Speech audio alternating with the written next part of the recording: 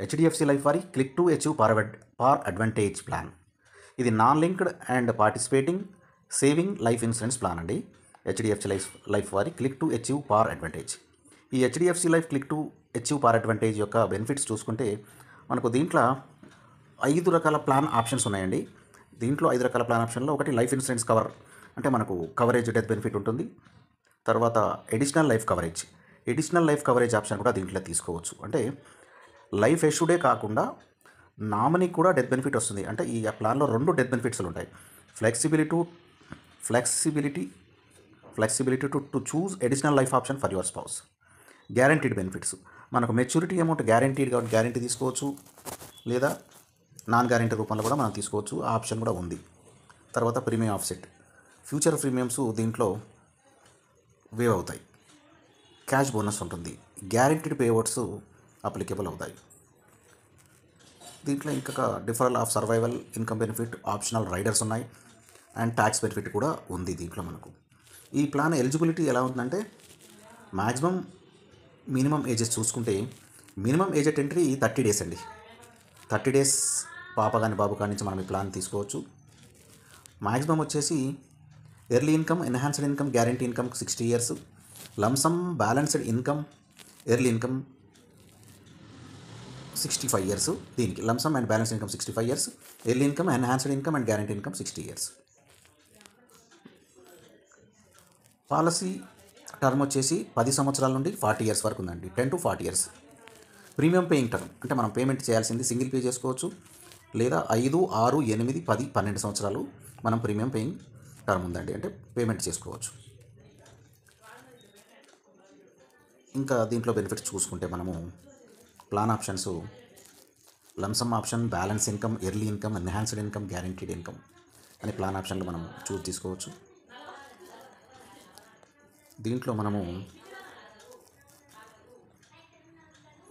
దీంట్లో మనకు 3 major options ఉన్నాయండి. అదొకటి పాలసీ కంటిన్యూయేషన్ బెనిఫిట్, రెండోది వచ్చేసి ఎడిషనల్ లైఫ్ ఆప్షన్, మూడో వచ్చేది flexibility in choice of life cover. అంటే పాలసీ కంటిన్యూయన్స్ బెనిఫిట్ ఏంటంటే దీంట్లో వేవర్ ఆఫ్ ప్రీమియం ఆప్షన్ ఉంది. ఎక్కడైనా లైఫ్ ఎష్యూర్డ్కి అన్సర్టనీ జరిగితే అక్కడ నామినీకి డెత్ బెనిఫిట్ వస్తుంది. తర్వాత ఫ్యూచర్ ప్రీమియమ్స్ ఏవైతే లైఫ్ ఎష్యూర్డ్ కట్టాల్సినవి ఉంటావో అవన్నీ వేవ్డ్ ఆఫ్ అయిపోతాయి. తర్వాత పాలసీ కంటిన్యూ అవుతుంది. నార్మల్గా మన పాలసీలో డెత్ బెనిఫిట్ జరిగినప్పుడు అక్కడ మనము డెత్ క్లెయిమ్ ఇచ్చేసి పాలసీ క్లోజ్ చేస్తాము. కానీ ఈ పాలసీలో కీ హైలైట్ అనమాట ఇది. డెత్ జరిగినప్పుడు, అన్సర్టనీ జరిగినప్పుడు నామినీకి డెత్ బెనిఫిట్ వస్తుంది, ఫ్యూచర్ ప్రీమియమ్స్ వేవ్ అవుతాయి, పాలసీ కంటిన్యూ అవుతుంది. ఇదే పాలసీ కంటిన్యూయన్స్ బెనిఫిట్. తర్వాత second key highlight additional life option. Additional life option ఏంటి? మనకు లైఫ్ ఎష్యూర్డ్కి నార్మల్గా డెత్ బెనిఫిట్ ప్రతి పాలసీలో ఉంటుంది. దీంట్లో నామినీకి కూడా డెత్ బెనిఫిట్ ఆప్షన్ మనము చూజ్ చేసుకోవచ్చు. అంటే 2 డెత్ బెనిఫిట్లు ఈ పాలసీలో మనకు ఆప్షన్స్ ఉన్నాయి. తర్వాత flexibility in choice of life cover, మనము లైఫ్ కవర్ని డెత్ బెనిఫిట్ని మనం ఆప్షన్ తీసుకోవచ్చు. 5 times, 10 times, maximum 11 times death benefit తీసుకోవచ్చు. ఎగ్జాంపుల్ మనము ఒక ఇలిస్ట్రేషన్ తీసుకుందాము. అంటే ఇది ఎలా వర్క్ చేస్తుంది అనే దాని మీద నేను ఎక్స్ప్లెయిన్ చేస్తున్నాను మీకు. పాలసీ టర్మ్ వచ్చేసి 40 సంవత్సరాలు, ప్రీమియం పేయింగ్ టర్మ్ 10 సంవత్సరాలు, అంటే మనం కట్టాల్సింది 10 సంవత్సరాలు. సో దీంట్లో మొదటగా మనము ప్రీమియం పేయింగ్ టర్మ్ 10 years అనుకున్నామండి. ఎగ్జాంపుల్ 1 lakh తీసుకుంటే ఎవ్రీ ఇయర్ 1 lakh పే చేస్తాము.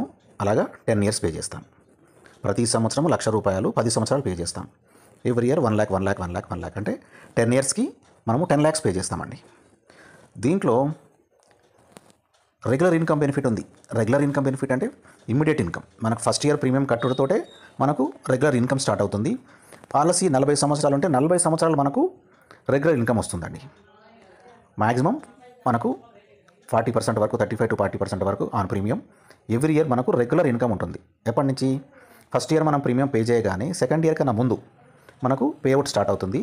ప్రతి సంవత్సరం ఈ పేఅవుట్ పడుతుంది. అలాగా 40 సంవత్సరాలు మనకు రెగ్యులర్ ఇన్కమ్ వస్తుంది. తర్వాత మెచ్యూరిటీలో మళ్ళీ మనకు 40 years పాలసీ అయిపోతుంది కదండి. మెచ్యూరిటీలో మనకు మెచ్యూరిటీ అమౌంట్ వస్తుంది. ఇదే పాలసీలో ఏదైనా అన్సర్టనీ జరిగితే ఎలా ఉంటుందో చూద్దాం. ఇప్పుడు కస్టమర్ మనము 10 years కడుతున్నాడు అనుకుందాం. ప్రతి సంవత్సరం 1 lakh చొప్పున 10 సంవత్సరాలు కడుతున్నాడు. ఎవ్రీ ఇయర్ 1 lakh కట్టాడు, 10 years కడతాడు అనుకుందాం. పాలసీ వచ్చి 40 సంవత్సరాలు. ఇక్కడ first year, second year, third year కట్టిన తర్వాత లైఫ్ ఎష్యూర్డ్ ఏదైనా అన్సర్టన్ జరిగి డెత్ ఈవెంట్ జరిగింది, డెత్ అయింది, మనం అక్కడ డెత్ బెనిఫిట్ ఇస్తాం. నామినీకి డెత్ బెనిఫిట్ ఇస్తాం maximum 11 times, premium into 11 times అంటే 11 lakhs అనుకుందాం. తర్వాత ఇంకొక థర్డ్ ఇయర్ ఈవెంట్ జరిగింది కాబట్టి ఇంకా 7 సంవత్సరాల ప్రీమియం పే చేయాలి కస్టమర్ లైఫ్ ఎష్యూర్డ్. కానీ ఈ 7 ప్రీమియమ్స్ వేవ్ ఆఫ్ అయిపోతాయి, అంటే ప్రీమియం వేవ్డ్ అవుతుంది. ఫ్యూచర్ ప్రీమియమ్స్ ₹1 కూడా కట్టాల్సిన అవసరం లేదు.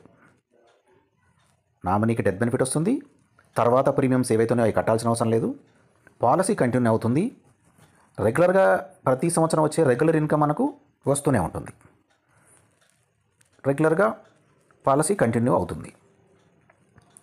తర్వాత ఏ ఉద్దేశంతో అయితే లైఫ్ ఎష్యూర్డ్ పాలసీ చేశాడో దానికి అనుగుణంగా మెచ్యూరిటీలో మళ్ళీ మెచ్యూరిటీ బెనిఫిట్ వస్తుంది.